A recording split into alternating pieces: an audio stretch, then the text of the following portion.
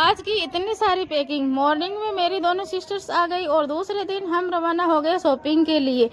First डुगू और second डुगू कुरकुरे खाने बैठ गए। कभी ना कुरकुरे खाने वाले भी आज कुरकुरे खा रहे हैं। मैंने टिकट खिड़की से टिकट ली और हम पहुंच गए शॉपिंग के लिए। पहले जाते ही मैंने हैंडबैग देखे। काफ़ी देर सोच विचार करने के बाद मुझे ये हैंडबैग अच्छा लगा और डुगू पूरी दुकान का निरीक्षण करता हुआ और मुझे बोल रहा मॉम ये क्या है। फिर हम आ गए बच्चों के ड्रेसेस लेने के लिए, तो थोड़ी सी बच्चों की ड्रेसेस ली और तीनों महीने हम रवाना हो गए साड़ी के लिए। हम साड़ियाँ लेकर वापस आ गए स्टेशन पर और फिर की इतनी सारी पैकिंग।